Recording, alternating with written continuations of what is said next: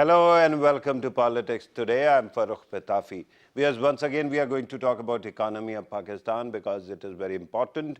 At this time, everybody is talking about economic policy. And of course, Pakistan needs money. Pakistan needs liquidity, cash, where to get it. That is very important. Yesterday, we discussed that a Saudi delegation is in Pakistan. Similarly, an IMF delegation is also in Pakistan.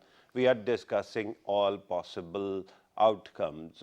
When it comes to IMF, I pointed out yesterday that there was a clear-cut statement coming from the finance ministry that at this moment we are not looking at loan arrangement. At this moment, we are looking at trust building, confidence building between Pakistan and the fund.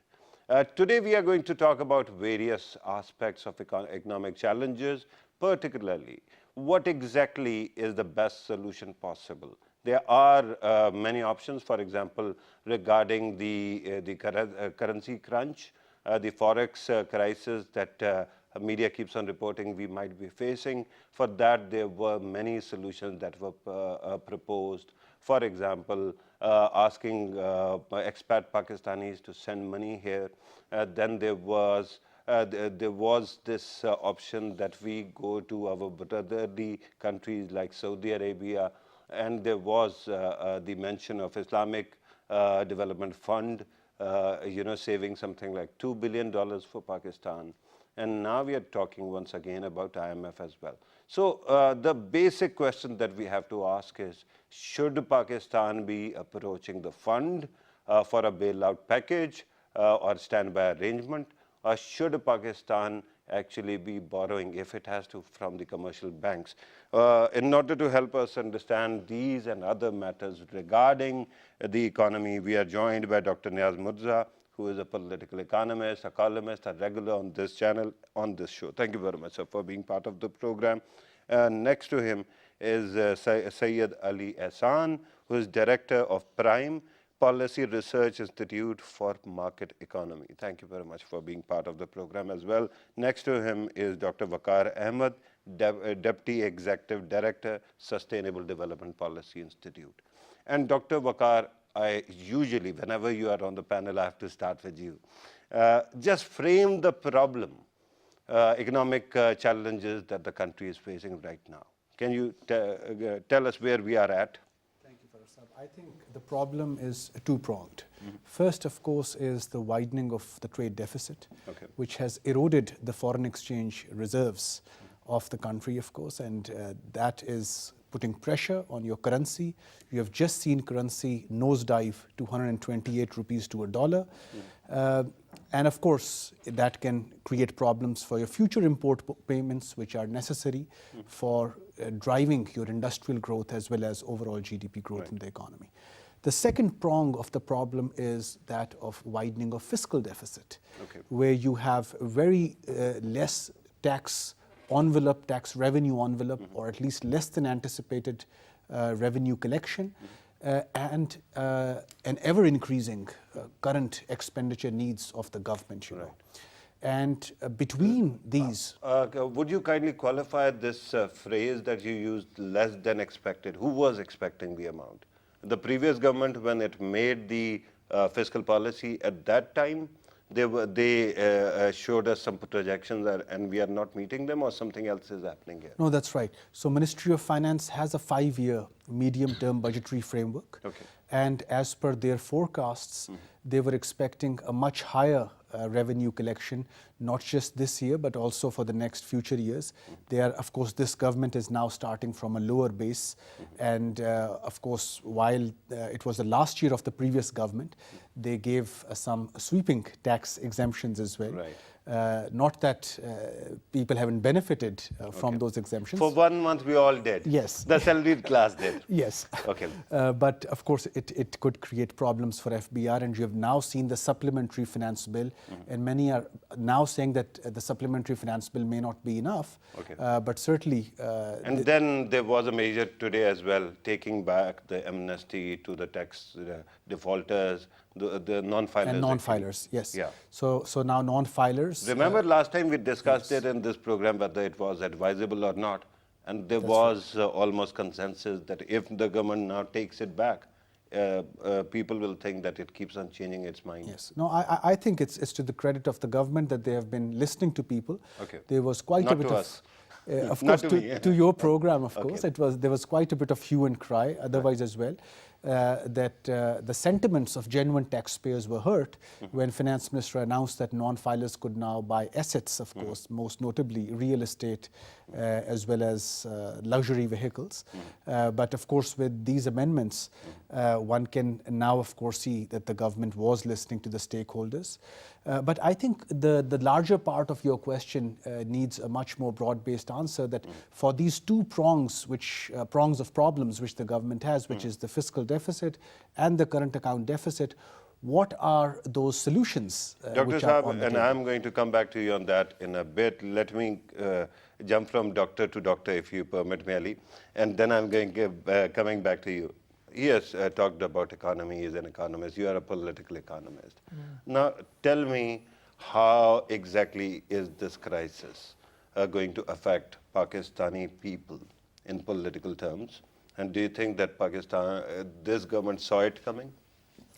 Well, I guess they had a general idea of, the broad contours of the problem. But of course, once you step into the job and, you go over and you have access to the detailed data, then of course, the full impact of that hits you. And that's what Mr. Sadomar was referring to in one of the TV programs a couple of days back.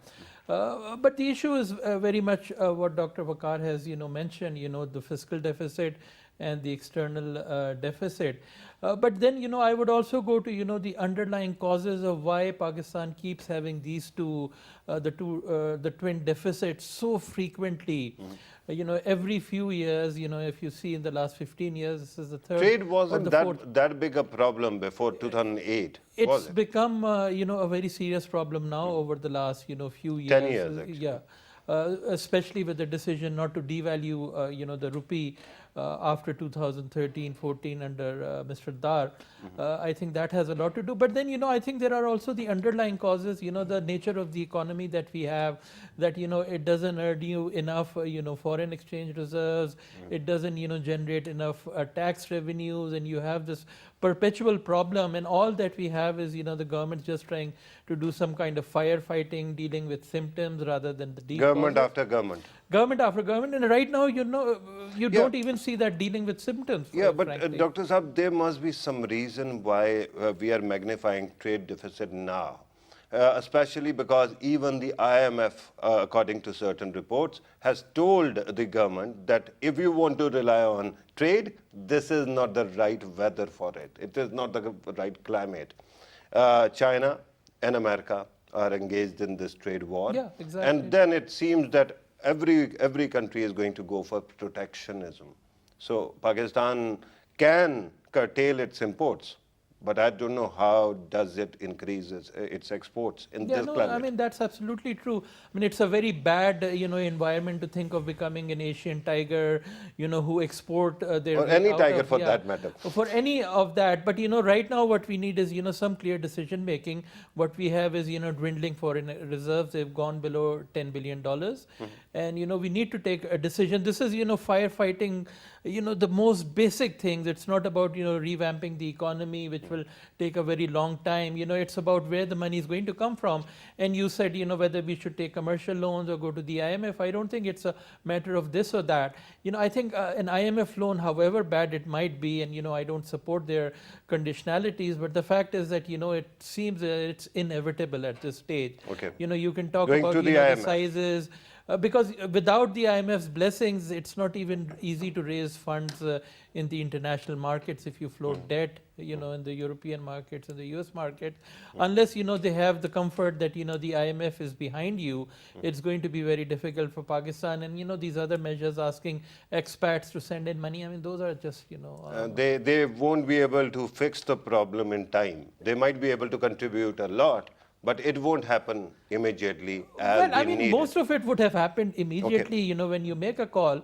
the bulk of it comes in the initial months. I don't see it happening No, after but 2 years or 3 years. if you are invested, if you have money and it is invested abroad, it will take some So time in any to case, I collect think your what we money and need then send it. clarity is, how the government is going to firefight and, Okay. arrest the dwindling of the foreign reserves, and it needs to happen, Ali, as of right, Dr. Saab. Ali, one point that was made is that the government is taking its time in coming up with a solution. It might be firefighting right now, but it has to come up with a decision.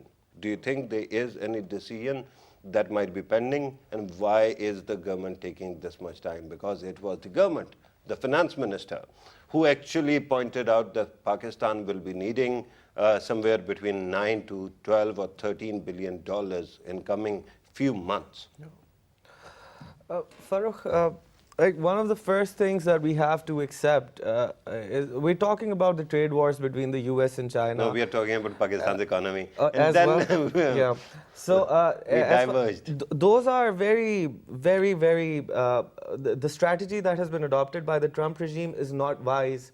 Anything that compromises trade, whether it is in our country or in any other country, is eventually detrimental to our well-being. Now, the trade deficits... You're talking about the interconnectedness of things, Absolutely. the holistic approach. But let us first talk about the island we live in. It is called Pakistan. Right. So, in terms of Pakistan, the government is taking its time, and you have to understand this government has never been in power before. So, there is a natural progression to these things. They will not be prepared to completely implement their reform agenda that they have conceived over the past few years, because as far as the information regarding the administration of the government is concerned, that is very limited. No, but hang on. Are you telling me that perhaps bureaucracy is not cooperating with the government? No, I'm or not. is it that they don't have the kind of numbers that has to be given to them? See, right now, they're constantly coming in, what's constantly coming in front of them are hurdles, institutional barriers, structural barriers that they're not familiar with. It is not a matter of whether the bureaucracy is coming in their way. That's a very polite way to actually throw the ball back at the bureaucracy.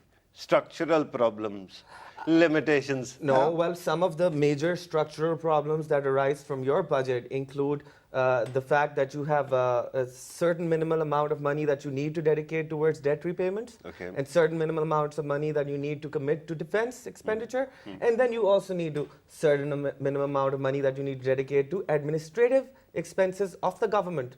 And those are the real structural issues. Now, there are other structural issues in regards to the revenue system, in regards to the tariff regime, on which trade occurs.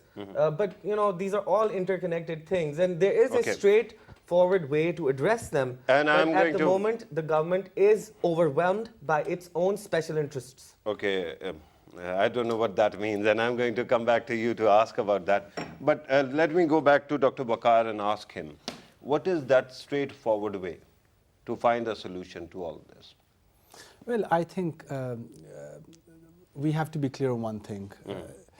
This government knew what they were coming into. It's not that they didn't know the problem. The current finance minister was part of the finance committee. They had been summoning the minister for finance, the secretary finance. They knew it inside out, what was the scale of the problem. Second, of course, saying that the economy is in the intensive care unit, which he did say on...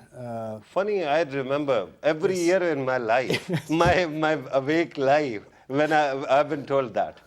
It always happens. Somehow we always are in the ICU. Yes, that's called the honeymoon speech of an incoming finance minister, and they like to call it the intensive care unit, and one has to go back to the May of 2013 when the economy was left with just a week of reserves, and that's when you say that I'm in ICU, not when you still have time to think whether I can go or not go to the IMF, But I think the solutions are on the table. It's more about the executive decision now, how decisive they can be and how fast they can take those decisions. Any decision that you take will have vested interests coming back at you, and do you have that gut, basically, to sort of face whatever the storm will come. Are you trying to psychoanalyze the government? Well, I want to ask you about the possible solutions. Yes. So let me now suggest to you a case in point. PIA, Okay. or for that matter, other public sector enterprises. There are members within the current government who said that the moment government comes in, they'll address the issue of bleeding public sector enterprises. Okay. And now we have voices coming from within the government saying that no, there are examples within the world where state-owned enterprise can survive and can remain profitable. Okay. And of course, Dr. Niaz is The idea certainly was to park all the loss-making enterprises under one holding company. into Khazana, yes. Yeah. Yes, yeah. And that was the idea when they were coming into power. Yes. It seems that, again, it goes back to bureaucracy rather Absolutely. than anybody else. Absolutely. Because it is their script, right? Yes, Yes. I've seen people after people coming up with the similar kind of promises, and then within few weeks, they start repeating the same old, same old. Realizing the political economy of the issue, you know. So now I think what they need to understand is they need to take the most painful decisions at the very start of their tenure. The painful decisions are, number one, address the issue of bleeding public sector enterprises, no matter how much backlash you will have. You can do it now, you can't do it in your last year, you know. Address the circular debt in energy. It's draining your fiscal deficit. Okay. Reduce the size of the government. The Prime Minister in his maiden speech did say that he will keep a small cabinet size. Now we see a new minister taking oath every week. Yeah, but Dr. Saab, with due respect, here in this program, I've repeatedly said that it doesn't change a thing if you have a bigger cabinet, because you have to settle. It is almost a hung parliament. But it is actually, when it comes to cutting down the fat, it belongs elsewhere, not the cabinet. You have so many departments, even if you don't have the ministers sitting on them, the entire system is working and you have to spend money, right? And sir, I go back to the manifesto of PTI, where they have committed that they will merge several of the federal ministries and their attached departments. So all what I'm saying is that we need to now see the plan. Now, the response which we were not expecting was that you would come in and instead of taking the decisions, you would form a set of task forces, give them 4 months to deliver a report, basically, not action, but a report, and then sort of start the execution part of it. But Dr. Saab, we showed the previous government a lot of patience, and they kept on working on these matters. The only thing they got immediately, and they got it right, I think, was going to the IMF. But regarding reforms, they kept on promising, they didn't deliver. Now we are judging a government on the basis of a 4-month report? No. In the first month or second month? So all that I'm saying is that we may not have the time to wait for the reports to come. So we are in ICU then? Yes. So you concur? You agree with the minister? No. ICU actually means, I'm referring to May of 2013, when you had just 1 week of reserves left. Now, for a macroeconomist, that is an ICU. Okay. Yes. So this is called emergency. It is next to the ICU, right? You can go there. So, well, I mean, you can't expect them to solve every problem in their first 2 or 3 months, but at least something should have started. In some area, at least you should have seen some action, not, going beyond the task forces and say, okay, here we are taking these decisions, here we are going to take this decision. So at least you have a clear idea that this government has, some will to, take tough decisions. And then, that creates the hope that in due time, in a few months, the other areas will also, the same thing is going to happen. yeah. But So here don't you think that government's decision to withdrawing the tax concessions given by the previous government was some kind of movement in one direction? Well, first of all, they removed them, and now they've just put them back. So we are back to where we are. No, So what kind of I'm decision talking making? about the tax, concessions that were given.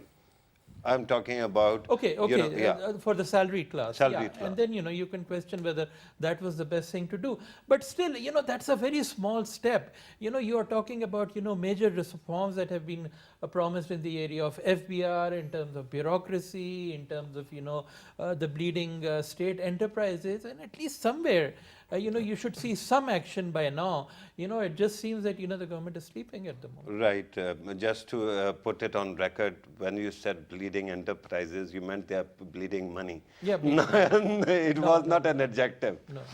Ali, then I'm astounded that so far we have spent so much time in this program and still nobody has mentioned IMF. Why not? Well, because the IMF is a part of reality. The IMF is part of the background. Then mention it. Well, what is there to mention except for to enter into another agreement with the IMF under very reasonable... Tell me one thing. Not only that you're working with Prime Institute, but you have been a fellow journalist as well. The question is about image. Why is it that whenever we talk about IMF in this country, there's such a humongous stigma attached to it? Well, because it's like a credit card, right? Okay. So, it's the last kind of credit that is available to you. If you're a really bad borrower, then IMF is the only option you have. And as far as global stability is concerned, having governments that are able to, run in a sense of continuity with some form of sustained effort are preferred. Yeah, but while taking IMF's money, you agree to certain reforms. Of course. And usually you propose them.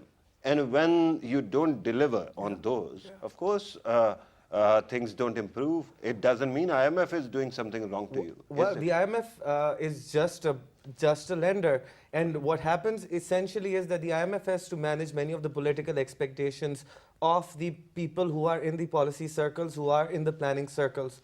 And what the IMF has to deal with in terms of Pakistan is the ambition of the politically elected government, which is wanting to spend on development projects, which is wanting to spend on health and educational infrastructure. Okay. And when that happens, the IMF is only left with this one choice, where they ask you, balance your budget. Right. If you can balance your budget. And as we move forward in the program, we are going to talk about balancing the books, balancing the budget. Tell me one thing. You left it at a very dangerous note. I will ask you to qualify that. The government, you said, is overwhelmed by its own agenda. Yeah. What do you mean by that? Well, like I said, there were many things that were promised by the government before they came into power. Those were related to social welfare reform, educational reform, and health reform. So did you seriously expect them to start flying on the day one? Oh, well, you see, that is what happened with the previous government. Well, fortunately and unfortunately, the previous example was one in which the government came in and immediately started to push for the reform agenda. You can't punish this government for the folly of the media back in those days when it kept on saying, see, the government has failed, see, the government has failed. It wasn't the opposition primarily which was building this narrative, which is now in government. Right. So why would you say that they promised so much, and why did you expect that in first month or 2 months they will be delivering on those promises? No, there is no expectation. I think what is happening right now is that the country is a little feels a little surprised by the attitude of the political government, that many of the promises that they have made, they are not pursuing, and in fact are talking about other things. This government, and Asad Dogar especially... Don't you think they are conscientious? Because their own people, one gentleman I know set up a website called Khan Meter, and they're tracking 100 days of government's promises. Yes. And it is PTI doing its own job, its own accountability. I mean, they are looking at these things. But we have to realize where they're sitting at this moment, what the climate is, what the difficulties are. I throw it back to Dr. Waqar's earlier statement where he said that we are in the ICU. I'll go back to him then. Yeah. No, but I just want to complete it. We are in the ICU, and if we do not get the liquidity... He doesn't agree. He says that we are in emergency, we are not in ICU. All right, we are in emergency, not ICU. Next room is ICU. We need liquidity, especially for the government. Okay. And that is why the IMF program is as, you know... You think it is number one priority? No, of course not, because the government is taking upon itself too many tasks. Right now, one of the most fundamental things that is problematic about this whole trade deficit situation is that most of the spending in regards to trade is being conducted by the government. So you need a foreign exchange reserve to run that kind of thing. Okay. But those pressures do not exist. I will take the last statement under advisement, and I will ask Dr. Vaqar to comment on whatever he has said as well, and then pray tell us how to balance the books. No, I think eventually it has to be the stabilization program that one needs to look at. Okay. Number one, we need to have certainty as regards our exchange rate regime. At the moment, it's really oscillating between a range which is very uncertain. People are not locking themselves into longer term contracts. Second, we were actually surprised by the monetary policy which came out. We weren't expecting such a harsh measure. We thought that it will probably increase, the interest rates would probably increase by 50 basis points. But they've increased by 100 basis points. That's okay if they have a better assessment of inflation that may be coming. But that could dampen which is the rising growth. at this moment. Yes, but that is dramatically, actually. Yes, but that is going to also dampen your growth, you know. But having said this, I want to come back to your opening statement, you know. Whatever you do in the short term to stabilize prices, exchange rate, as well as your overall macroeconomic fundamentals, the focus has to be on the longer term objective. The longer term objective is growth and jobs. Now, growth wouldn't come without productivity and exports. Now, that is the vision which one would like to see when the finance minister speaks on the floor of the parliament. So you rightfully mentioned that what are we going to do about exports in the beginning, as you rightly said. Yeah. We're not listening that. The private sector is not listening. What incentives are going to be Why unveiled? are we so out of sync with the entire world then? And you just mentioned it is not merely about the government, right? It is about the intelligentsia as well. It is about the business class. It is also about the civil society. It is also about the opposition parties and the media. Why exactly is it? Don't we read international newspapers? Don't we know what is happening there? Okay, that's right. I come back to the political economy of the problem. Okay.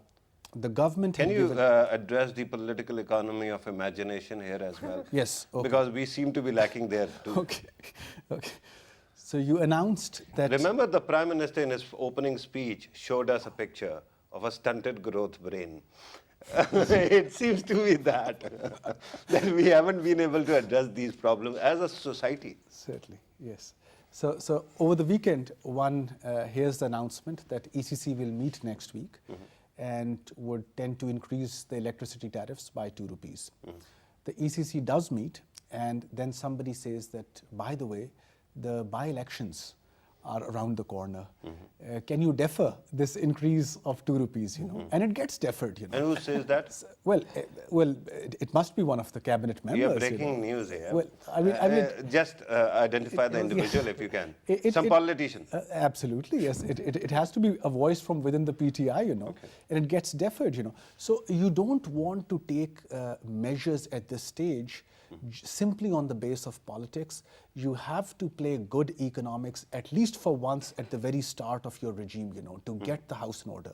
Now, when it came to the international media, you said that we are so much out of sync, you know. I received a phone call from a fellow who works with us that, did you know what was the headline in an Indonesian newspaper today? He said the headline was, Pakistan's Prime Minister sells buffaloes. Now you see, I'm saying, I don't know who wrote that piece and who allowed that headline. But with due respect, I thought that it was quite an imaginative, approach to highlight that the previous government has been throwing away money, right? In common parlance, when people saw the 2.2 million rupees being earned from a few, buffaloes, at that time, I think many people, and I was standing at a tuck shop and somebody said that, see that the previous government kept on spending so much money. On buffaloes. Yeah, buffaloes and this and that and everything, luxury items of all sorts, right? When I go to bazaar to buy a buffalo, I don't have to spend millions of rupees. Okay. The reason I gave this example for Usab was... Yeah, but it is hostile media approach. No.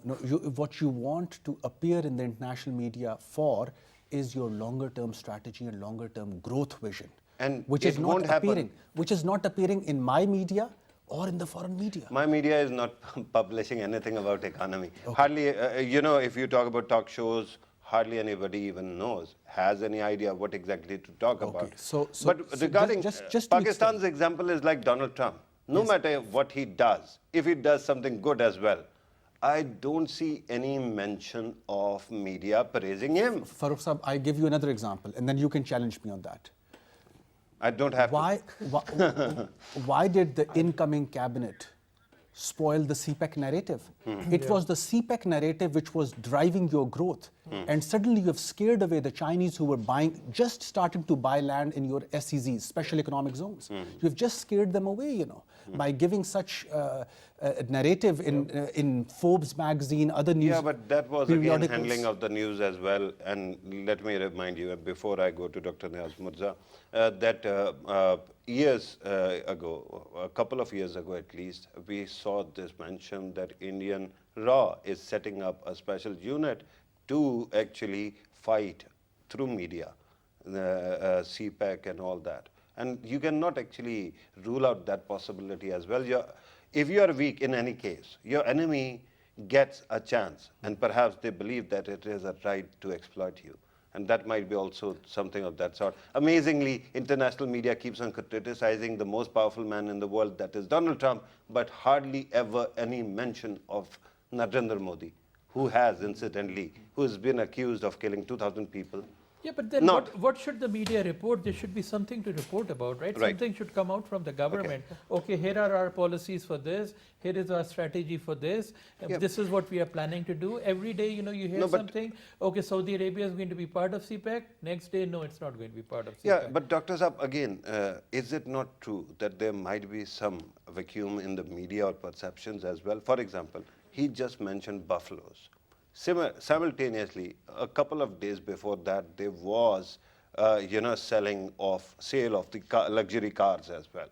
No, we are not looking at that. I mean, again, we have to pick the buffalo because it sounds incriminating. These are all, petty matters. This should not be the headline that we are selling cars, we are selling buffaloes. The headline should be, how are we going to solve a foreign exchange reserve problem? Sir, how are we going to, revamp I SDR? understand, sir. How are we going to, But, sir, you'll agree with me, you are a political economist, that part of it has to be optics as well. If you are going to go all academic, if the government is going to go all academic, nobody is even going to report that. Well, I mean, the perceptions, they start freezing quite quickly. I mean, if they're going to, focus just on the political side of it, and I'm sure, there is the by-elections and this and that.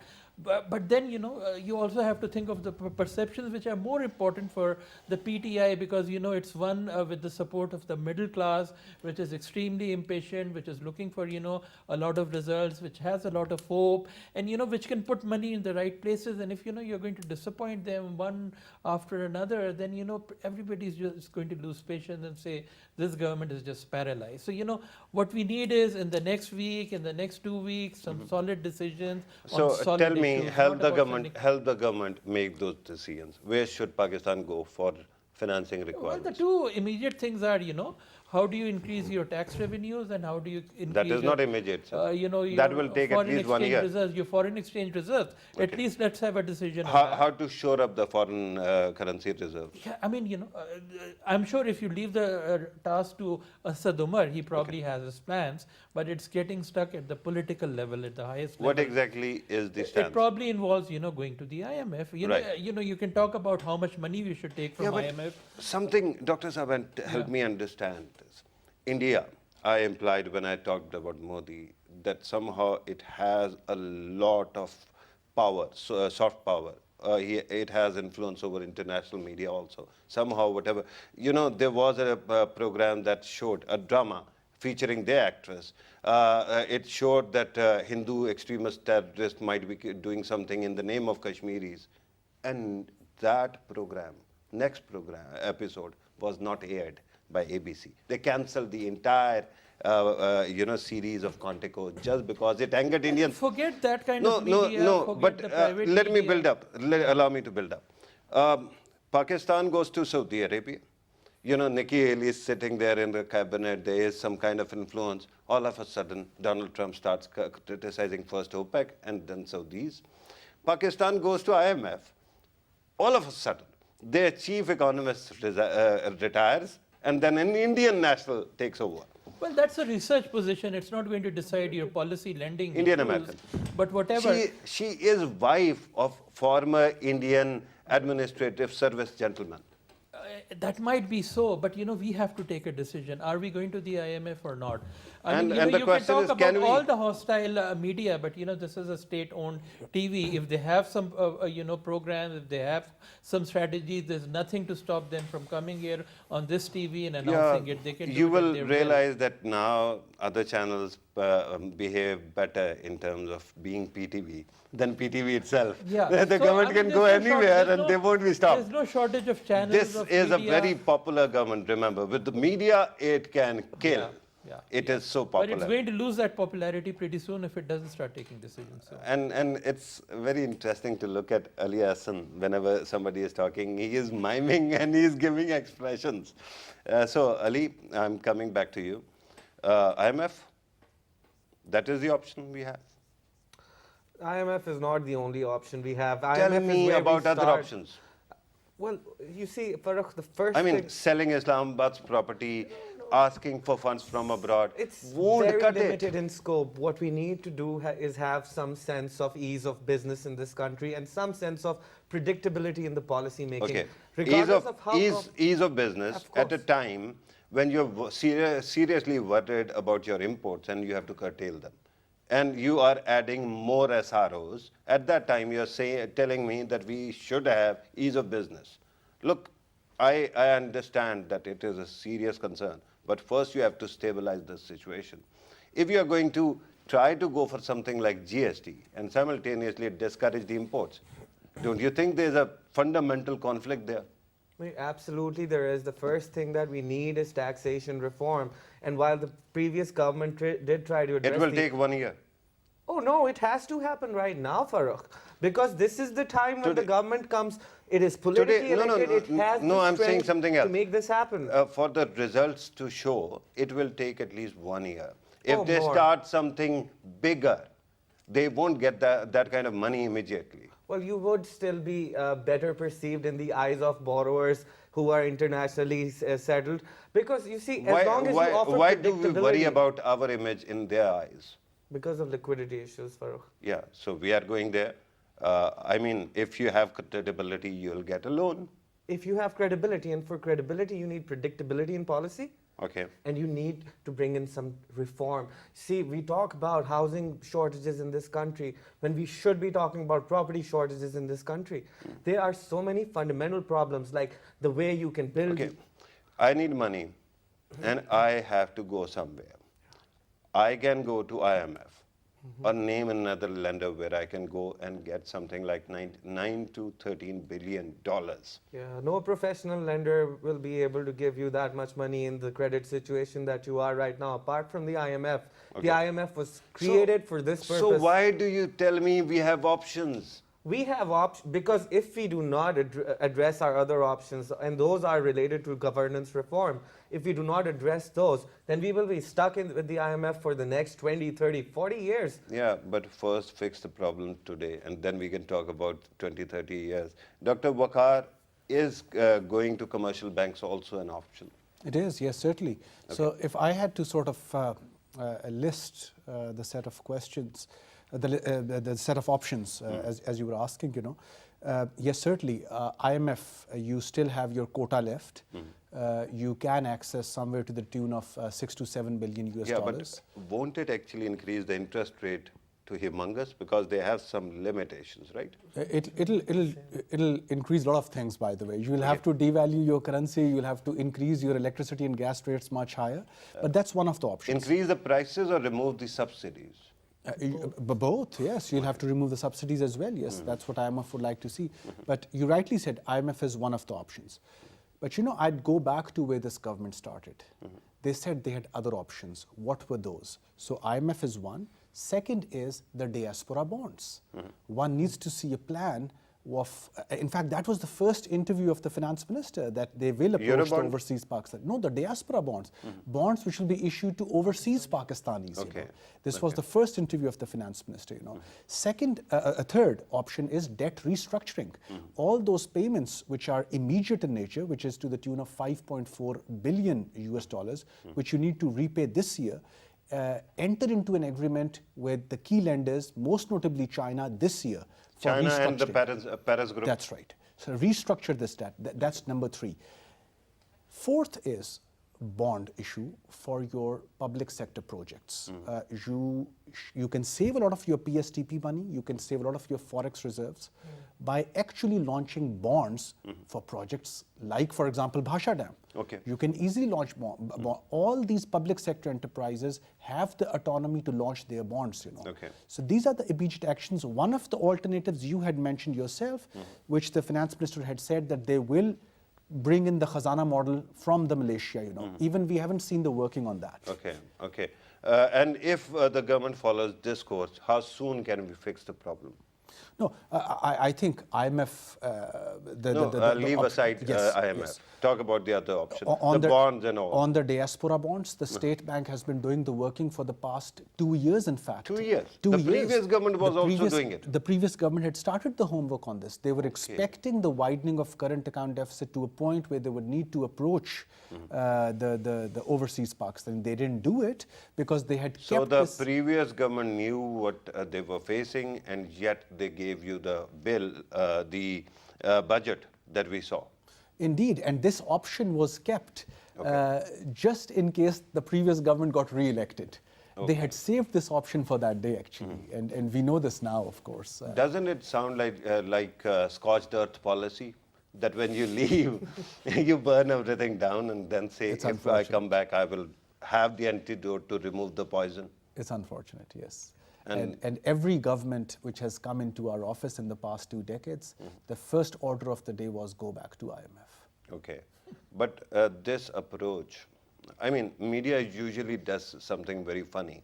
The moment a new government comes, they forget about the previous government's follies, and they start talking about the current government and start criticizing.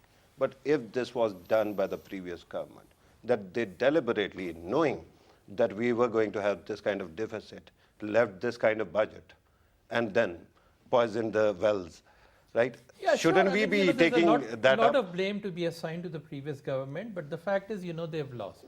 And now, who's in power? It's the PTI. Okay. And, you can't bring back PMLN and ask it to solve the problems, right? Tell me, Dr. Saab, which has to solve the problems. I'm not a politician. I'm a citizen of this country. Every party is my party. One loses, one wins. But why do I always have to lose? Right? In this blame game, if you're not going to accost the previous government, and if you're not going to give that kind of space to the current one, who loses in the end? Well, I do. I mean, it's about blame assignment, and if it's about protecting their own credibility and political support, of course blame the previous government as much as you want, but then also take some decisions. What we are not seeing is the decisions. We are seeing the blame assignment every day. The previous government did this, the previous government did that, but what are you going to do now? So we need decisions right now. Right. And I think without the IMF, there's no other option. You'll have to go to the IMF, however painful you were it might just be. shown a few options. They have All excellent of those instruments. options will become easier if you have something in place with the IMF. Yeah, but the moment I go to IMF and I ask for something like to the tune of 6 or 6.5, say around 6, it doubles my interest rate, because then I exceed the quota. Am I right, Dr. Vaqar? Of course, yes. Yeah. So I mean, those are the the arithmetic side of it. You can try to reduce it as much as possible. By now, the government should have a very good idea whether the IDP is going to give anything, whether the Saudis are going to defer the oil payments, whether China is willing to do that. By now they should have had a pretty good idea and a figure of how much they'll have to approach the IMF for. Right. And then the other things in plan. So we need a decision now. Ehsan, Ali, do you want to add to this? Very quickly do, because I have one last question for Dr. Vaqar. Well, I would just say that the IMF financing is just a short-term option. We do need to go into structural reform, and until we do that, we won't even qualify for any other type of lender. And like one very important thing that we need to discuss is domestic debt. The government is borrowing a lot, taking out a lot of debt from the commercial banks within the country. The government cannot, print more money? Well, the thing is that it makes it more expensive for you and me to Yeah, be able to take a loan. Inflation goes and up. then businesses also, Yeah. same thing. So the growth Right. inhibiting. But we have so many, vehicles to actually solve this problem. We don't have any magic wand. We have to work within that framework, and somebody has to help the government out. Somehow, the voices who were supposed to actually advise the government don't seem to be working. They somehow, in the media, all the geniuses who sit as pundits, invisible. They are, there was this advisory council that was created. I don't know how much contribution it is making, because I heard one gentleman and he was complaining. But Dr. Vaqar, here's the issue. Back in 1990s, if I recall, I mentioned a book as well during the last program. There was a choice given to India when Indian economy was tanking. IMF or go elsewhere, hang. And if you go to IMF, that means you are making a political choice also, not only an economic choice. Do we have that kind of a choice today? Because the kind of polarization in the world, a bipolar world, is back. And we are being asked to choose among two of our best friends. Is it time that Pakistan has to decide that, make that kind of choice? And then we can't know whether it is the right choice or the wrong choice, because in a war, any kind of war, trade war, cold war, you can't predict who's going to win. Yeah, I think in the overall terms, the way India placed itself, where, for example, you have the Chinese, the Russians, the US, all trying to integrate with the Indian value chains, for example, and vice versa. That is probably one of the best strategies one can do if we have a forward-looking approach, Yeah, but somehow things don't seem to work out. Narendra Modi changes his mind every 5 minutes, and then he gets more and more aggressive. Yes, you're right. He changes his mind vis-a-vis Pakistan, not vis-a-vis his own economy. Yeah. No, vis-a-vis his economy as well. This surgical strike method on its own economy, demonetization, umpteen other things, they keep on happening. Well, PTI government did favor Charter of Economy. I'd love to chat, but I'm told that we have to conclude the program. And at this moment, Dr. Vaqar, I have to thank you for your participation. Syed Ali Ehsan, thank you very much for your time as well. Dr. Niaz, always great pleasure having you in the show as well. Viewers, you have listened to our participants. It doesn't seem that important that I add to whatever has been said. I think they have made brilliant points. We have to start working on solutions.